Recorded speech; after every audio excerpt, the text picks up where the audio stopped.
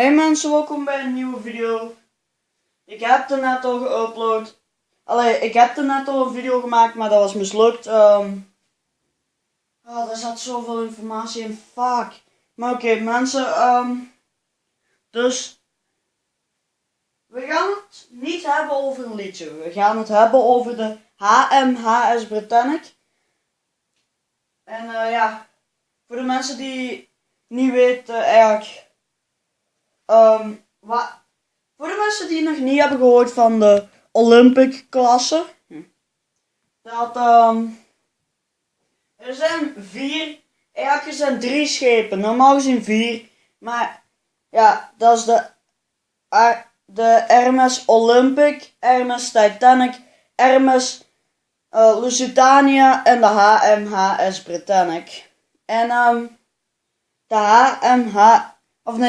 de Hms Olympic was afgebroken terug.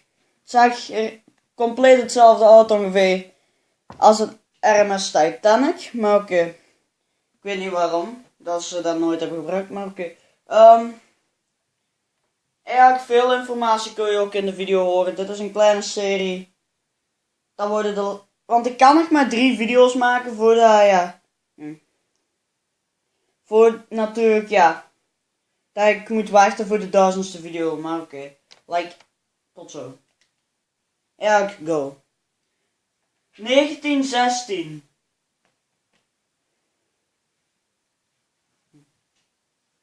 Video is gemaakt 8:07 a.m., 21st of November, 1916. His Majesty's Hospital ship Britannic is sailing to the British sea base of Lemnos in the Aegean Sea, where she would take on board thousands of wounded soldiers from the Allied campaigns against Turkey in the First World War. She sails from Naples, Italy, on a scheduled round trip of 2 weeks from Southampton. Britannic is the 3rd and final ship of the Olympic class, the youngest sister of the RMS Olympic and the infamous RMS Titanic. Britannic was originally designed to be fairly similar to her sisters Olympic and Titanic. Increased competition amongst transatlantic liners and greater expectations from passengers led designers to make significant changes to her accommodations. This would set Britannic's design apart from her 2 older sisters. Third class was given new entrances. Second class would be given the luxury of the very own gymnasium. Ik was het even vergeten, die hele documentaire, de Ware Tijd. Dus ja, de video duurt 1 uur, 3 minuten en 2 seconden. Maar die documentaire is compleet in het Engels, dus als je niet goed Engels kunt, klik de video maar weg, als je wil. First class passengers would enjoy many new improvements. These included a larger a la carte restaurant and new reception room on B-deck, where the most elite passengers would dine in unparalleled style. A playroom where children could play instead of using one of the palm courts like on Olympic and Titanic. A ladies' hairdresser salon, in addition to the barber shop. New sitting rooms were added on C-deck as a result of the parlour suites having proved so popular on Olympic and Titanic. Keeping up with the trends and expectations, first class would see the addition of many private bathrooms and washrooms for cabins. Although basic on Olympic and Titanic, the swimming pool in Britannic was to be completely redecorated to keep up with the trends of sumptuous swimming baths aboard the German liners. Even the already luxurious spaces such as the grand staircase were also improved. The boat and A-deck entrances were modified to accommodate a Welt pipe organ. Ultimately, this musical instrument was never installed, but it still survives today. The decorative wrought iron panels designed to conceal the pipes on the organ were eventually auctioned off in London after the war. Many of Britannic's luxurious fittings were never installed due to her conversion to hospital ship in 1950. These were sold off over 3 separate auctions in London and Belfast in 1919. When the First World War broke out, construction of Britannic was placed on the back burner. Harland and Wolff, the builders, shifted their work toward the war effort. The Allied invasion of Gallipoli showed that the British Admiralty would need larger ships to transport their wounded home from the far-off battlefields of the Mediterranean. The Cunard ocean liners, Mauritania and Aquitania, were requisitioned as troop ships. This was also done with the White Star Liner Olympic, the first sister of Britannic. Trouwens, als je goed luistert,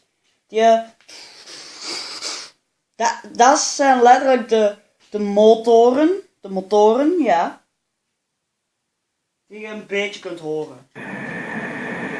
Finally, the War Office decided to pay for the finalization of White Star's Britannic under the condition that it would be used as a hospital ship for the duration of the war. After the war ends, the ship would be scheduled to return to the hands of the White Star Line. Over 3,300 bunks were installed on Britannic to accommodate patients. The ship was painted white, with a green band broken by red crosses, the internationally recognized designation for a hospital ship. Both sides of the war had hospital ships under these markings, and both sides of the war agreed to care for whatever wounded they could. Therefore, it was understood that neither side should attack a hospital ship of any nationality.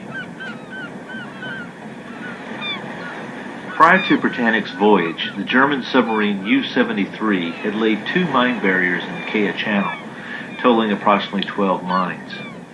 Now, mines are indiscriminate killers. The mine was not meant to target a hospital ship like Britannic, but rather it was laid where the Germans thought that they would interdict British naval traffic going into or out of Greek ports.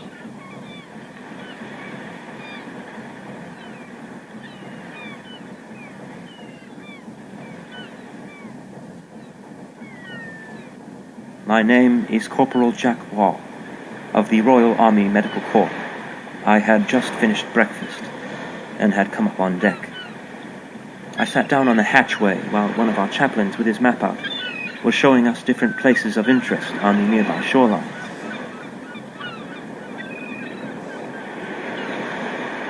When Britannic hit one of the contact fuses on the mine detonated.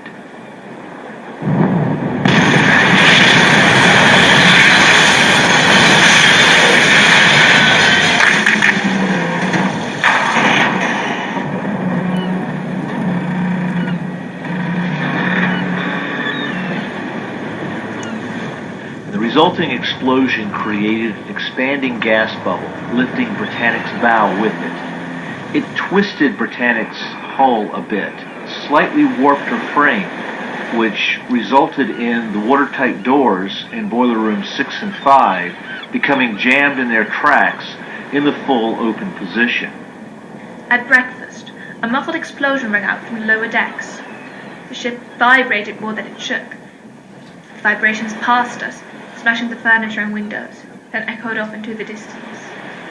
Moments later, the vibrations echoed back, smashing more glass and crockery around us. These vibrations reverberated from one end of the ship to the other for over a full minute. Nurse Ada Garland, Voluntary Aid Detachment. I had just had my bath and was now shaving in my cabin, which was about 10 yards distant from the point of contact. I was thrown very forcibly across the cabin with sundry articles of gear on top of me.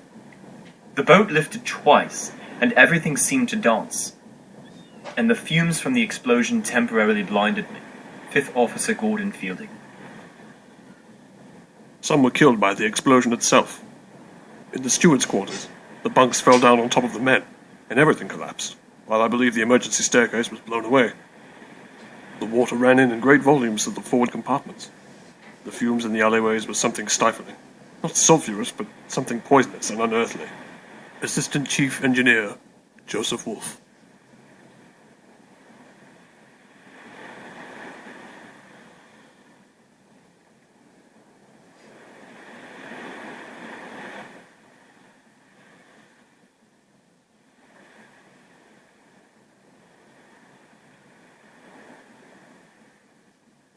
My first impression was that we had hit a mine and we would probably be safe.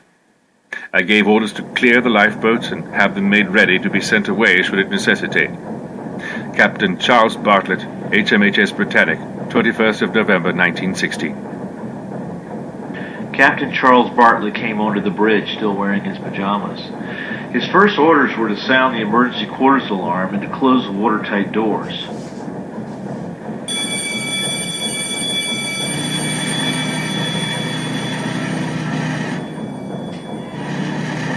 Dag. Tot zo. Even iets dat ik wou zeggen. Die horens. Dat zijn letterlijk een soort van codetalen. Want van twee lange horens, dus zoals dit.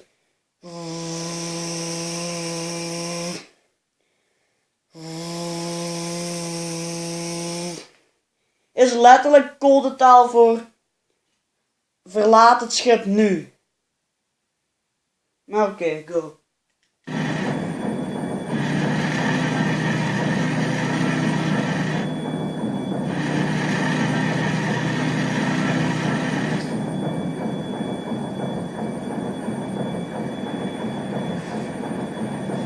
He wasn't aware at that point that the forward doors were jammed in the open position.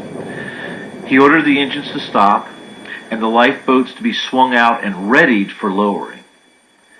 At the same time, he gave the order to the wireless telegraph operators to send out an SOS call for distress. I ordered the sending out of the SOS signal by wireless, but we were not receiving any replies whatsoever. We were for a while under the impression that the apparatus was down altogether, but they continued sending the messages out, regardless of response. What the wireless operator didn't know is that the explosion had caused Britannic's hull to flex a bit, whipping the foremast and breaking some of the connections between the wireless aerial strung between the masts and the transmitter in the ship's silent room. What this meant was that Britannic could still send out an SOS message, but she could not receive any replies. I was on the bridge waiting for orders. My heart was in my mouth, but when I saw the captain standing there, cool and quiet, I thought to myself, it's all right, and felt a deal more comfortable. And I went to the locker and got out the captain's megaphone according to orders, and I stood alongside the captain on the bridge to see if he had any orders for me.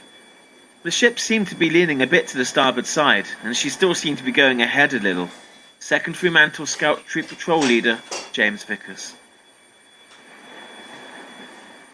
I permitted myself to return to their cabins, so long as it was done with haste. We're all too familiar with the dangers of ships sinking. The Lusitania was only a year ago, and the Titanic only 3 years ago. Nurse Matron of the Hmhs Britannic, Miss Elizabeth Ann Dowes. As we were walking out of the saloon, the signal went and blast rang out from the siren. Not until then would I believe that there was any danger. I distinctly remember as we quietly walked down the beautiful marble staircase and along the long corridor, where the sun streamed in the portholes, lighting up all our lovely cabins. This was goodbye to everything. Our ship was sinking. How fast? We didn't know. Nurse Ada Garland, Voluntary Aid Detachment.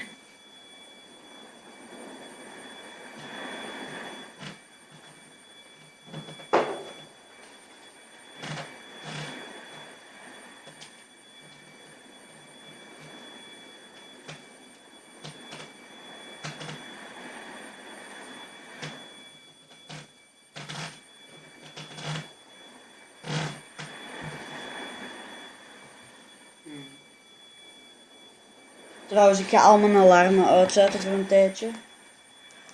Totdat ik de 1000ste video moet maken. Al mijn gsm-alarmen. As the situation continues to deteriorate, the captain realizes that his ship is in serious trouble. The Greek island of Kea looms only a couple of miles in the distance. Captain Bartlett orders a turn toward it in an effort to beach the ship. If Britannic can be beached, a dangerous evacuation could be avoided and the ship could possibly be salvaged.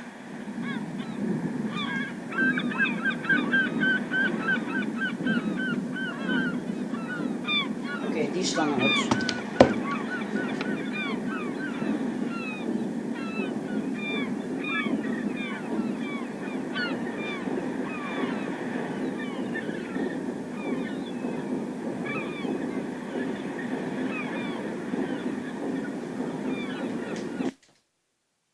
Mensen, ik ga de video beëindigen, het eerste deel van de documentaire.